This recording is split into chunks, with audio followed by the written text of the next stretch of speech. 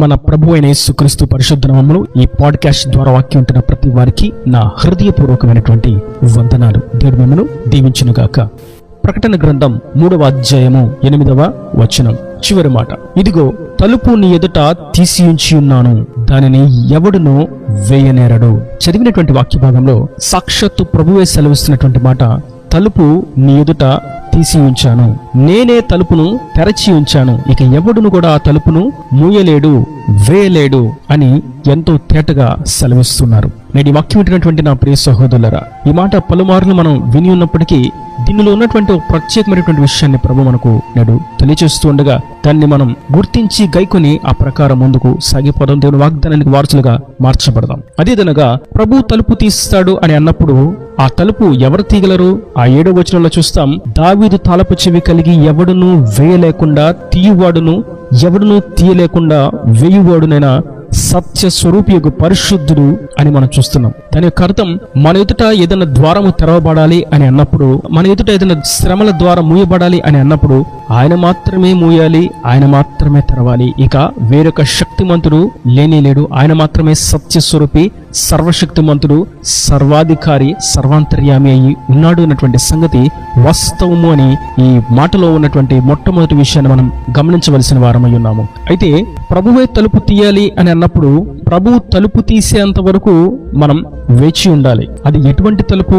ఉద్యోగ నిమిత్తం గాని, వ్యాపార నిమిత్తం గాని, సంతానం నిమిత్తమే గాని, ఆరోగ్యం నిమిత్తమే గాని, వివాహం నిమిత్తమే గాని, గృహము నిమిత్తమే గాని, సమాధానం నిమిత్తమే గాని, పరిచయ నిమిత్తమే గాని, ఇక ఏ విషయాలైనప్పటికీ మనం ప్రభువును విశ్వసించినప్పుడు, క్రైస్తవులుగా పిలువబడుతున్నప్పుడు, ఆయన రక్తంలో కడగబడినప్పుడు, ఆయన రక్త మాంసాలు పాలుభోగస్తులం అవుతున్నప్పుడు, సర్వశిక్షలు నడిపించబడుతూ పరలోకానికి వారసులం కావలసిన వారంగా ప్రభువును వెంబడిస్తూ నడుస్తూ సాగిపోతున్నప్పుడు నిశ్చయంగా ఆయన తలుపు తీసేంత వరకు మనం వేచి ఉండవలసిన వారమై ఉన్నాము. మనకు ఓర్పు కావలసి ఉన్నది. ఒకవేళ ఆయన తీసేంత వరకు మనము వేచి ఉండక తొందరపాటుతో ఆవేశంగా మన సొంత ఆలోచనలతో ముందడుగు వేసినట్లయితే అపవాది చక్కగా అక్కడ పనిచేస్తాడు, సులువుగా వారిని పడవేస్తాడు. వారి కొరకు నిర్ణయించినటువంటి ఆ శ్రేష్టమైనటువంటి దీవెనను పొందుకునివ్వకుండా వాడు వారి కనులను మూయించి మార్గము తప్పించి నరకానికి మరలగొలుపుతాడు, పాతాళంలోకి చేర్చివేస్తాడు. కనుక ఆయన తలుపు తీసేంత వరకు మనం నిలిచి ఉండాలి.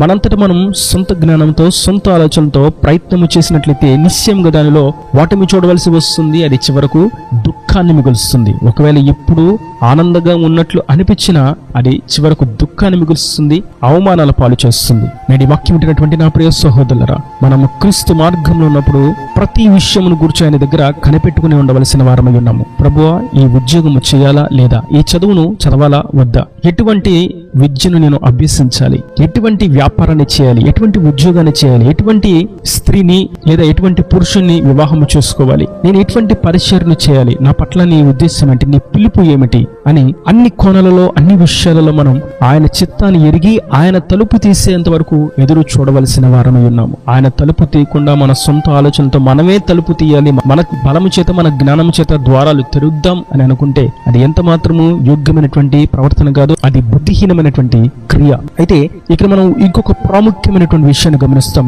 10వ వచనంలో, నీవు నా ఓర్పు విషయమైన వాక్యమును గైకుంటివి. ప్రభు తలుపు తెరిచేంత వరకు కూడా మనం ఓర్పు కలిగి ఉండాలి అన్నటువంటి సంగతిని మనం గుర్తించాం. అయితే ఓర్పు విషయమైనటువంటి వాక్యాలను గైకుంటే తప్ప మనకు ఓర్పు రాదు అన్నటువంటి విషయాన్ని ఇక్కడ మనం గుర్తించవలసిన వారమై ఉన్నాము. ఇంతకీ ఓర్పు ఏ విషయాల్లో మనం కలిగి ఉండాలి? ఏ విషయాల్లో మనం ఓర్పుగా ఉంటే ప్రభు మన ఎదుట ఆయన దాచి ఉంచినటువంటి దీవెన ద్వారమును తెరుస్తాడు, నిరీక్షణ ద్వారమును తెరుస్తాడు, ఆశీర్వాదకరమైనటువంటి ద్వారమును తెరుస్తాడు, పరలోక ద్వారమును తెరుస్తాడు అని మనం చూసినట్లయితే రోమీయులకు రాసినటువంటి పత్రిక 12వ అధ్యాయము 12వ వచనంలో ఒక విషయాన్ని మనం గమనిస్తాం. నిరీక్షణ గలవారై సంతోషించుచు, శ్రమయందు ఓర్పు గలవారై ప్రార్థన యందు పట్టుదల కలిగి ఉండి. ఇక్కడ మనం చూస్తున్నాం, మనము శ్రమలలో ఓర్పు కలిగి ఉండాలి. ద్వారం తెరవబడట్లేదు, ఆశీర్వాదం రావట్లేదు, అడిగిన దానికి సమాధానం రావట్లేదు, ప్రభు జవాబు ఇవ్వట్లేదు అన్నటువంటి నిరాశ నిస్పృహలకు అవకాశం ఇవ్వక ఆ శ్రమలో మనం ఓర్పుతో నిలిచి ఉండాలి. అది కూడా ప్రార్థన చేస్తూ ఓర్పు ఓర్పుతో మనం ముందుకు సాగాలి. ప్రార్థన లేకుండా, శ్రమలో నిలవకుండా దేవుని చేత దీవెన ద్వారములు తెరవబడాలని కోరుకోవడం ఎంతో అజ్ఞానమైనటువంటి దశ.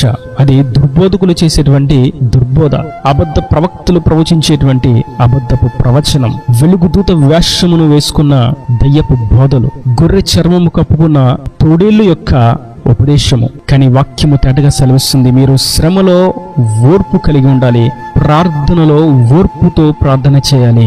అప్పుడు నేను మీదుట ద్వారమును తెరుస్తాను.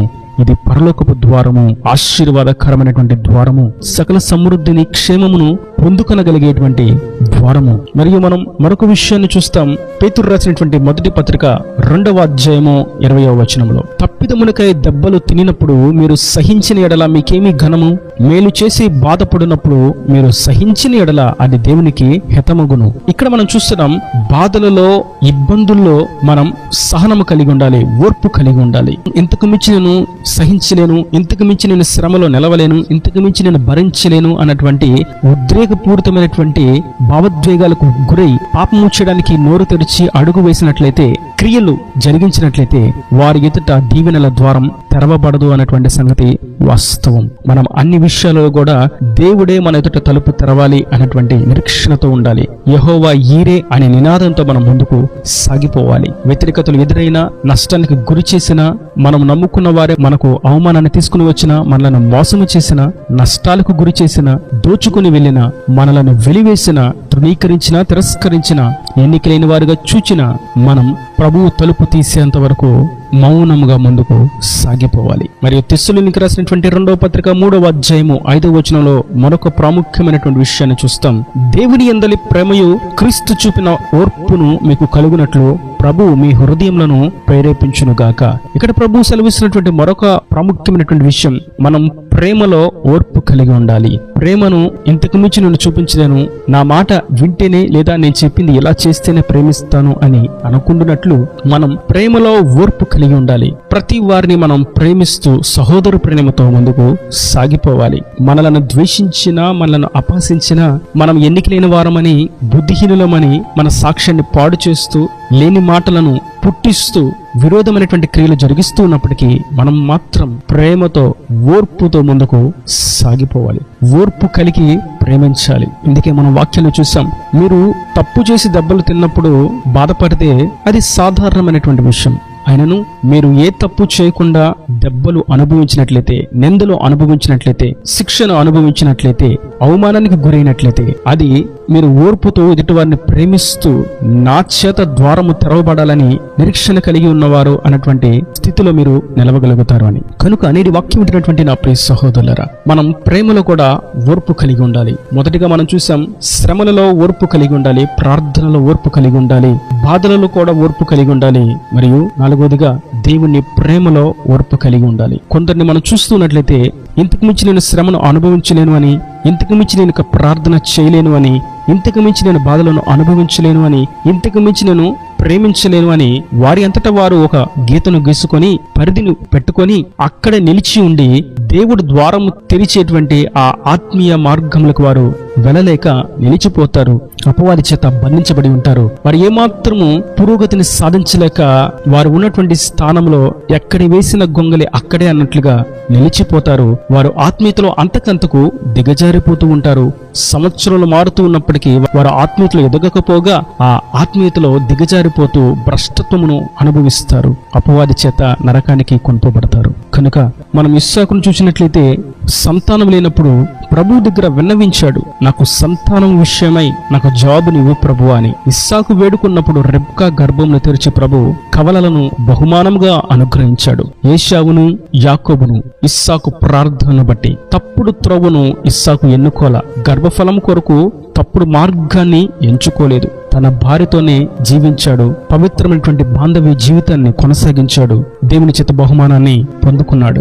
స్టెఫెను కూడా దేవుని కొరకు హతసాక్షిగా మార్చబడ్డానికి, హతసాక్షిగా తన ప్రాణాన్ని విడిచిపెట్టడానికి నిర్ణయించుకున్నాడు. ప్రభువే విడిపించాలి తప్ప, ప్రభువే కార్యాన్ని చేయాలి తప్ప నా అంతటా నేను ఏది చేయను అని దేవుడి మీద అపారమైనటువంటి విశ్వాసంతో, ప్రేమతో రాళ్లతో కొట్టబడి చంపబడ్డాడు. ఆ సమయంలో ప్రభు స్టెఫెను కోసం ఆకాశమును తెరచి అతనికి దర్శనమిచ్చి అతనిని పరలోకానికి ఆహ్వానించాడు. ఇలా మనం చూస్తున్నట్లయితే ప్రభువే తలుపు తెరవాలి, ప్రభువే ద్వారాన్ని తెరవాలి అని విశ్వాసంతో ఆయన మీద ఆధారపడ్డ, నిరీక్షణ కలిగి కనిపెట్టుకుని ఉన్న ప్రతి వారిని ఆయన సిగ్గుపరచక సజీవ సాక్షులుగా నిలబెట్టాడు. నేడు మనలను సైతం ఆయన అదే మాటతో బలపరుస్తున్నాడు. నేను మీదట ద్వారమును తెరిచి ఉంచాను. ఎవరి కొరకు తెరిచి ఉంచాడు? ఓర్పుతో ప్రార్థన చేస్తూ, ఓర్పుతో శ్రమలను అనుభవిస్తూ, ఓర్పుతో బాధలను అనుభవిస్తూ, ఓర్పుతో ప్రేమ కలిగి జీవిస్తున్నటువంటి సత్య క్రైస్తవులు ఎదుట ఆయన ద్వారమును తెరిచి ఉంచాడు. నిశ్చయముగా ఆయన యొక్క వాగ్దానం నెరవేర్చుటకు